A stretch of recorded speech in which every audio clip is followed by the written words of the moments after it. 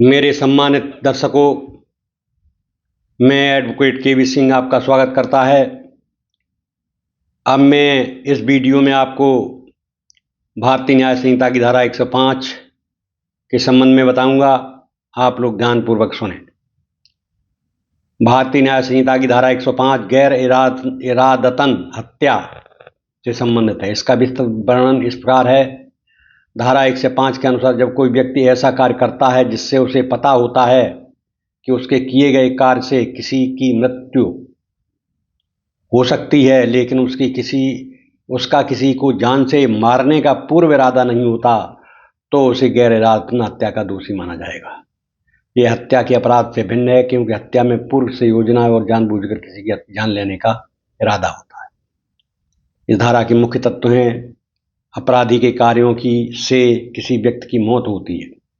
Number 2, अपराधी जानता था कि उसके किए गए कार्य से मृत्यु हो सकती है, चाहे उसने हत्या का इरादा न रखा हो। नंबर 3, पहले से जानबूझकर किसी की जान लेने का इरादा नहीं होता।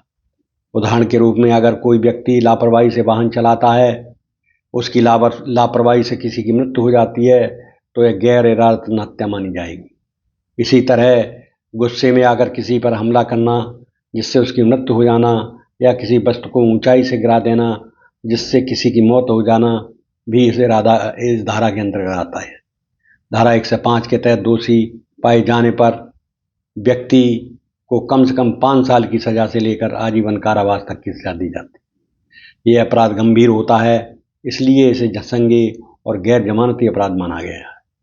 इस प्रकार भारतीय न्याय संहिता की धारा 105 गैर इरादतन हत्या के लिए कानूनी प्रावधान है, जो उन मामलों में लागू होते हैं जहां मृत्यु किसी की जानबूझकर नहीं, लेकिन कार्यों के कारण होती है। इस धारा के अंतर्गत कड़ी सजा का प्रावधान है। अब मैं आपको बताऊंगा कि इस धारा 105 भारतीय न्याय संहिता, इसके तत्व कौन कौन है।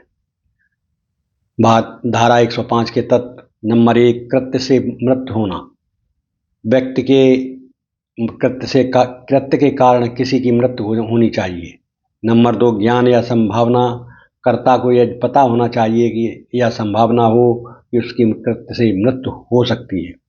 इरादा नहीं होना। कर्ता का जानबूझकर हत्या करने का इरादा नहीं होता है।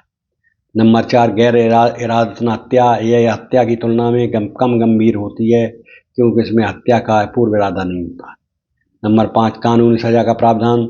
दोषी पाए जाने पर न्यूनतम 5 वर्ष से लेकर आजीवन कारावास तक की सजा हो सकती है। उदाहरण में बताता हूँ इसके। कोई भी व्यक्ति लापरवाही से वाहन चलाता है और उसकी वजह से किसी की मृत्यु हो जाती है। गुस्से में आकर किसी पर हमला करता है जिससे उसकी मृत्यु हो जाती है, लेकिन जानबूझकर हत्या का इरादा नहीं होता।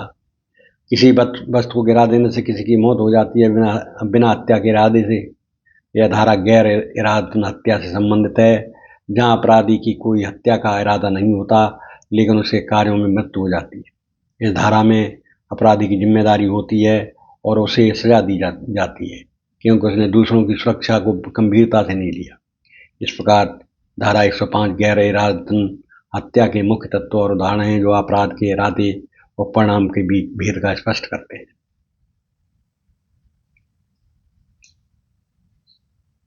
अब धारा 1 से 5 में आपको बताता हूं कि इसमें आत्मरक्षा और आवश्यकता में क्या फर्क है।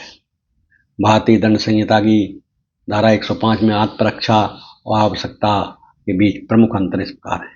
आत्मरक्षा सेल्फ डिफेंस अपराध का अधिकार। जब आत्मरक्षा का अधिकार तब होता है जब किसी अन्य व्यक्ति या उसकी संपत्ति पर तत्काल खतरा होता है। इसका उद्देश्य खुद को या दूसरों को चोट या नुकसान से बचाना होता है। आत्मरक्षा में उपयोग किया गया बल आवश्यक और उचित होना चाहिए, ताकि खतरे को टाला जा सके। यह स्थिति तब तक बनी रहती है जब तक खतरा मौजूद होता है, और जब तक खतरा समाप्त नहीं हो जाता, जब तक उचित कदम उठाए जा सकते हैं। आवश्यकता का अर्थ है ऐसे कृत्य करना जो सामान्यतः अपराध कहलाएंगे, लेकिन किसी बड़ी बुराई या नुकसान को रोकने के लिए जिम्मेदारी पूर्वक आवश्यक होते हैं। आवश्यकता में चरम स्थिति होती है जिसमें कोई विकल्प नहीं होता और कृत्य अधिक नुकसान से बचाव के लिए किया जाता है। यहाँ बल का प्रयोग उस हद तक किया जाता है जिससे बड़ा नुकसान रोका जा सके। आवश्यकता का प्रयोग अधिकतर आपत्तिपूर्ण स्थिति में किया जाता है, जहां नियंत्रण परिस्थितियों में उचित निर्णय लेना होता है। पहलू, उद्देश्य तत्काल खतरे से खुद को दूसरों की रक्षा करना। आवश्यकता, इस बुरी स्थिति और नुकसान को रोकना, ये आवश्यकता है। और आत्मरक्षा ये है। नंबर 2, बल का प्रयोग। इसमें आत्मरक्षा में आता है आवश्यक और उचित बल, और आवश्यकता में आता है बड़े नुकसान को रोकने के लिए अधिक बल का प्रयोग। जब प्रयोग करें, जब कोई हमला या खतरा हो, आत्मरक्षा में, और आवश्यकता में जब कोई विकल्प न हो और बड़ी बुराई को टालना हो। खतरे की प्रकृति, व्यक्तिगत या संपत्ति का खतरा, ये सेल्फ डिफेंस में आता है, और आवश्यकता में आता है व्यापक या आपातकालीन स्थिति। इस प्रकार धारा 1 से 5 में आत्मरक्षा और आवश्यकता दोनों ही कानूनी बचाव के रूप में, किंतु आत्मरक्षा व्यक्तिगत सुरक्षा से जुड़ी होती है, जबकि आवश्यकता सामाजिक या आपातकालीन परिस्थिति से बड़े नुकसान को रोकने के लिए होती है। इन दोनों के तहत बल का प्रयोग कानूनी रूप से उचित माना जाता है, यदि वह सही परिस्थितियों में किया गया हो। इस प्रकार आपने देखा कि इसमें आवश्यकता और आत्मरक्षा, इसमें दोनों में उपाय हमसे वो फर्क भी बताया गया है, और पूरा इसका विस्तार पूर्वक वर्णन किया गया है। अब मैं इस धारा में आपसे विदा लेता हूँ। अगली धारा के लिए मैं पुनः उपस्थित हूँगा। तब तक धन्यवाद।